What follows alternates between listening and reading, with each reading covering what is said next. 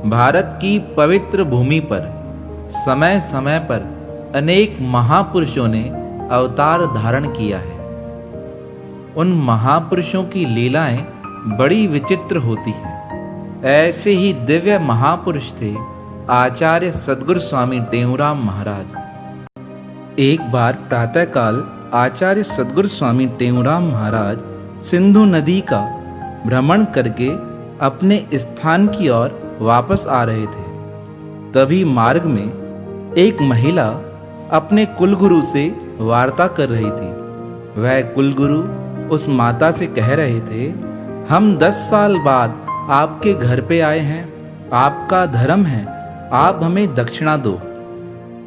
तब वह गरीब माता कहने लगी, अरे मेरे पास देने के लिए कुछ भी नहीं है, मैं तुम्हें कहाँ से धन निकाल के दूं?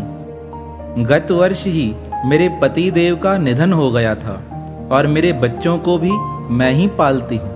पर वह कुलगुरु कहने लगे, अरे हमें तो धन देना ही पड़ेगा, हम इतना दूर से चलकर आए हैं और तुम यजमानों का फर्ज है हम कुलगुरुओं को धन देना। इस प्रकार धन प्राप्ति के लिए वह कुलगुरु उस माता से बड़ा जिद कर रहा था। तब वह माता कहने लगी, मेरे पास देने के लिए कुछ नहीं है। तब वह कुलगुरु कहने लगा, अरे तुम मना क्यों करती हो? तुम्हारे शहर में तो आचार्य सद्गुरु स्वामी टेऊराम महाराज रहते हैं, उनके पास जाओ, उनके पास जाकर मेरे लिए धन लेकर आओ।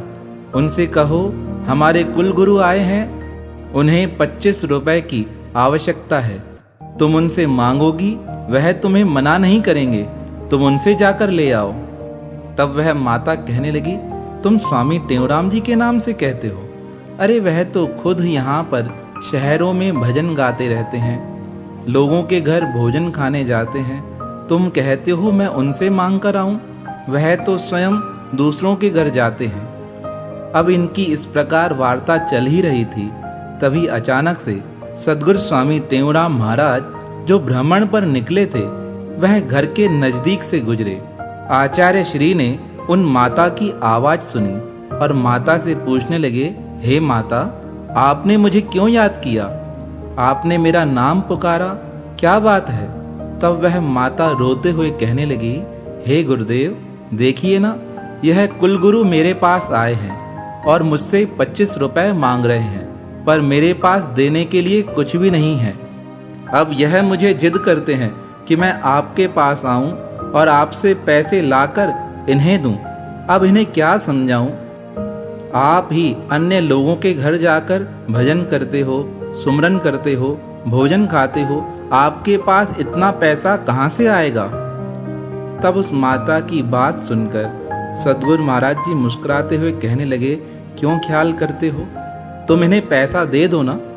तब माता कहने लगी, मैं इन्हें कहाँ से पैसा दूं? तब आचार्य श्री ने कहा, तुम्हारा जो अंदर वाला कमरा है ना, उस कमरे में एक मटका पड़ा है, उस मटके में एक थैली पड़ी है, उस थैली में पैसे पड़े हैं, उस थैली को लेकर आओ, उसमें से पैसे निकालकर इन्हें दे दो।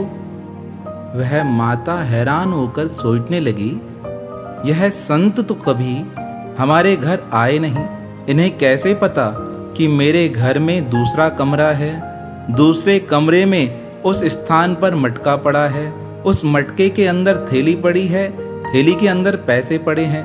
वह माता कहने लगी, हे गुरुदेव, मेरे घर थोड़े भी पैसे नहीं हैं, अगर मेरे पास पैसे होते तो मेरे बच्चों का गुजारा अच्छा हो जाता। तब आचार्य सद्गुरु स्वामी टेऊराम महाराज कहने लगे, हमने तुम्हें कहा ना, तुम अंदर जाओ, उस मटके से पैसे निकाल कर आओ। अब सद्गुरु महाराज जी की आज्ञा मान वह माताजी अंदर गई। अंदर जाकर मटके को देखा, मटके में एक थैली पड़ी थी। उस थैली को जैसे ही बाहर निकाला, वह बहुत भारी थी। उसे देखकर बड़ी प्रसन्न हो गई, सोचने लगी पक्का इसमें कुछ होगा, और ऐसा विश्वास रख उसने जैसे ही थैली खोली, उस थैली में उसे पैसे प्राप्त हुए। उसने पैसे लाकर थोड़े कुलगुरु को दे दिए और सद्गुरु महाराज जी से क्षमा मांगती हुई कहने लगी, हे गुरुदेव, मेरा अपराध क्षमा करो, मैं तुम्हें पहचान न सकी, मुझे लगता था तुम तो घर घर घूमते हो, भजन करते हो, तुम्हारे पास पैसे कहाँ से आएंगे? हे गुरुदेव, जो यह पैसे मुझे प्राप्त हुए हैं, यह आपकी कृपा से ही प्राप्त हुए हैं। तब आचार्य श्री मुस्कुराते हुए कहने लगे, आज के बाद महापुरुषों की शक्ति को कभी भी कम नहीं आंकना। वह महापुरुष अपना दिव्य रूप दिखाते नहीं हैं, वह हरदम शांत में रहते हैं, अपनी भक्ति में प्रसन्न रहते हैं। और मेरे ऊपर तो मेरे गुरुदेव स्वामी आसूराम महाराज जी की विशेष कृपा है। उनकी कृपा से कभी मैं खाली नहीं रह पाता हूँ। सद्गुरु महाराज जी की बातें सुन माता कहने लगी, हे गुरुदेव, मुझे क्षमा करें, मैं आपको पहचान न सकी।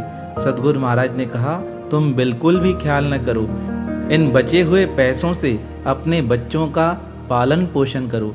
माता बड़ी प्रसन्न हो गई।